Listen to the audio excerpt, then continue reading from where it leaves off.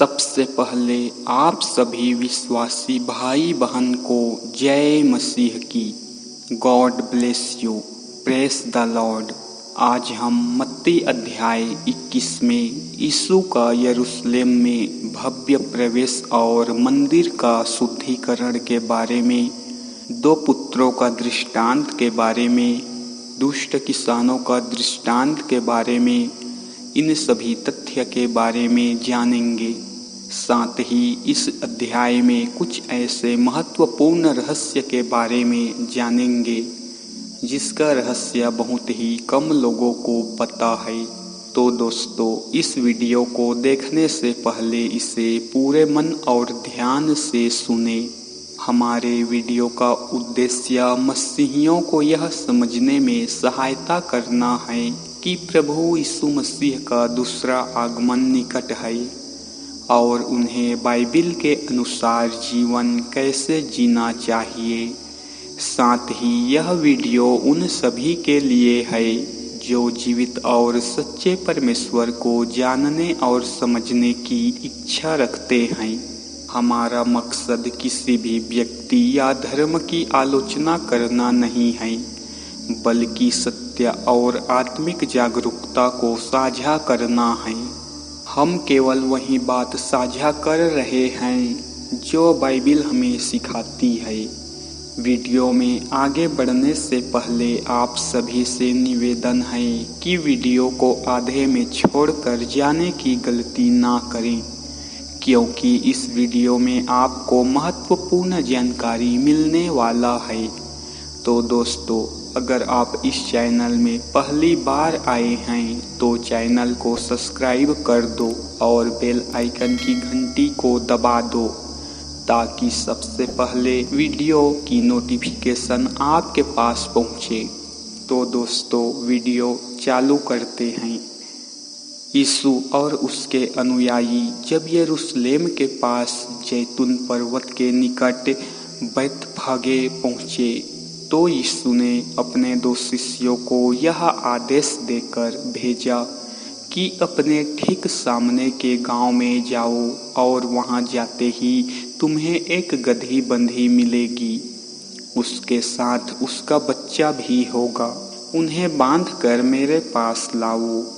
यदि कोई तुमसे कुछ कहे तो उससे कहना, प्रभु को इनकी आवश्यकता है, वह जल्दी ही इन्हें लौटा देगा। ऐसा इसलिए हुआ कि भविष्यवक्ता का यह वचन पूरा हो।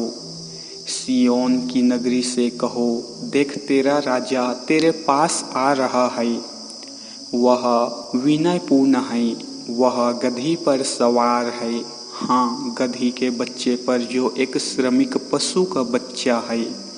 सो उसके शिष्य चले गए और वैसा ही किया जैसा उन्हें यीशु ने बताया था।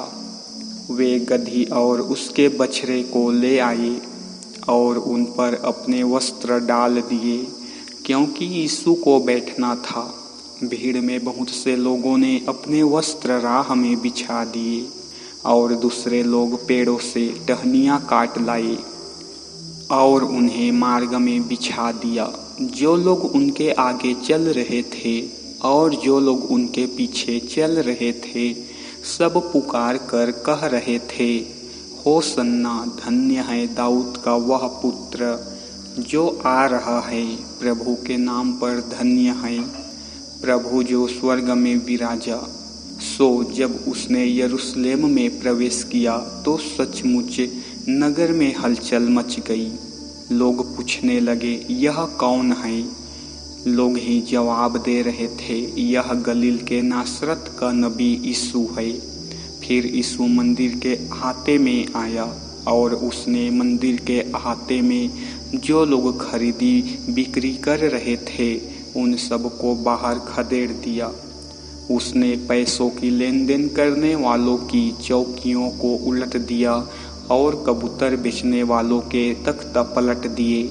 वह उनसे बोला, शास्त्र कहते हैं, मेरा घर प्रार्थना गृह कहलाएगा, किंतु तुम इसे डाकुओं का अड्डा बना रहे हो।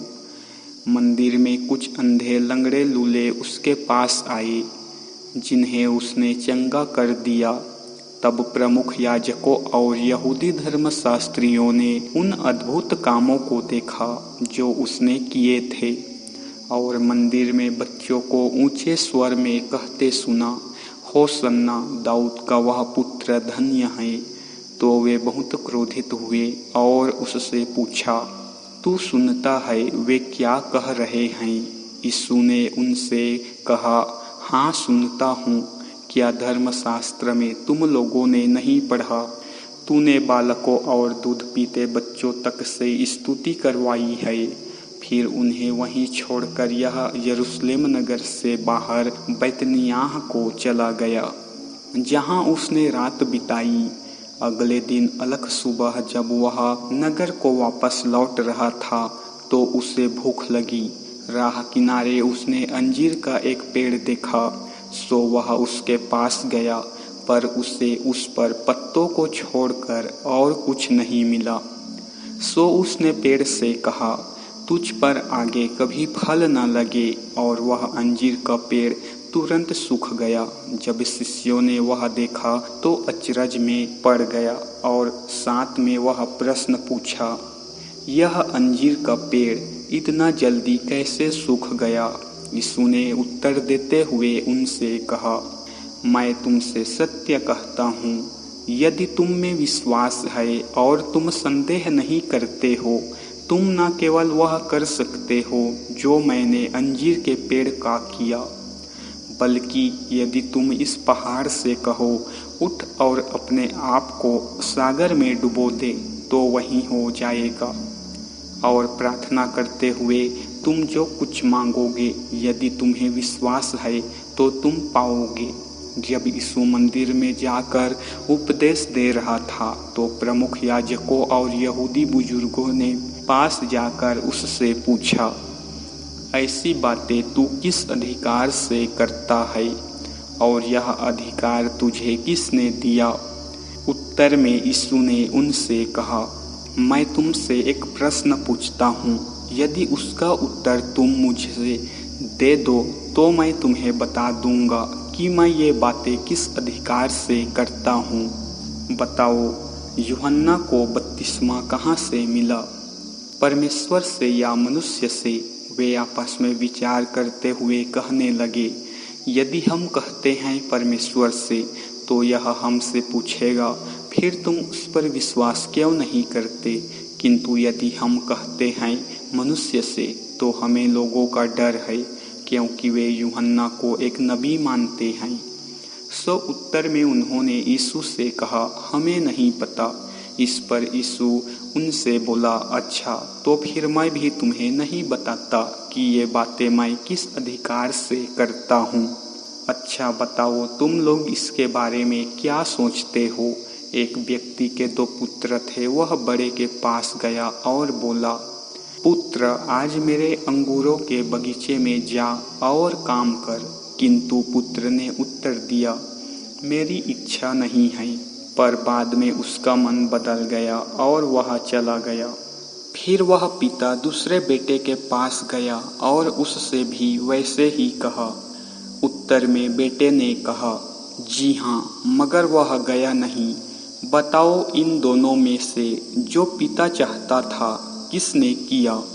उन्होंने कहा, बड़े ने। यीशु ने उनसे कहा, मैं तुमसे सत्य कहता हूँ, कर वसूलने वाले और वेश्याएं परमेश्वर के राज्य में तुमसे पहले जाएंगे।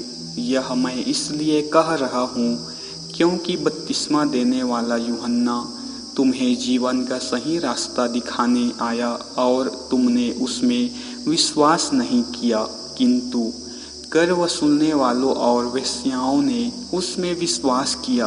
तुमने जब यह देखा तो भी बाद में न मन फिराया और न ही उस पर विश्वास किया। एक और दृष्टांत सुनो।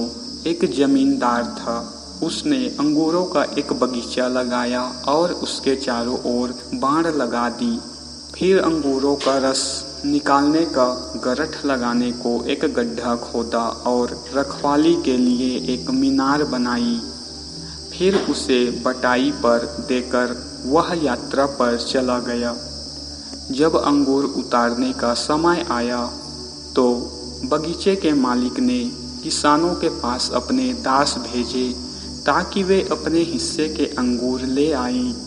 किंतु किसानों ने उसके दासों को पकड़ लिया, किसी की पिटाई की, किसी पर पत्थर फेंके और किसी को तो मार ही डाला। एक बार फिर उसने पहले से और अधिक दास भेजे। उन किसानों ने उनके साथ भी वैसा ही बर्ताव किया। बाद में उसने उनके पास अपने बेटे को भेजा। उसने कहा, वे मेरे बेटे का तो मान रखेंगे ही। किंतु उन किसानों ने जब उसके बेटे को देखा तो वे आपस में कहने लगे, वे मेरे बेटे का तो मान रखेंगे ही। किंतु उन किसानों ने जब उसके बेटे को देखा तो वे आपस में कहने लगे, यह तो उसका उत्तराधिकारी है, आओ इसे मार डालें और उसका उत्तराधिकार हथिया लें। सो उन्होंने उसे पकड़कर बगीचे के बाहर ढकेल दिया और मार डाला। तुम क्या सोचते हो, जब वहाँ अंगूरों के बगीचे का मालिक आएगा तो उन किसानों के साथ क्या करेगा? उन्होंने उससे कहा, क्योंकि वे निर्दय थे इसलिए वह उन्हें बेरहमी से मार डालेगा और अंगूरों के बगीचे को दूसरे किसानों को बटाई पर दे देगा, जो फसल आने पर उसे उसका हिस्सा देंगे। यीशु ने उनसे कहा, क्या तुमने शास्त्र का वह वचन नहीं पढ़ा, जिस पत्थर को मकान बनाने वालों ने बेकार समझा, वही कोने का सबसे अधिक महत्वपूर्ण पत्थर बन गया था।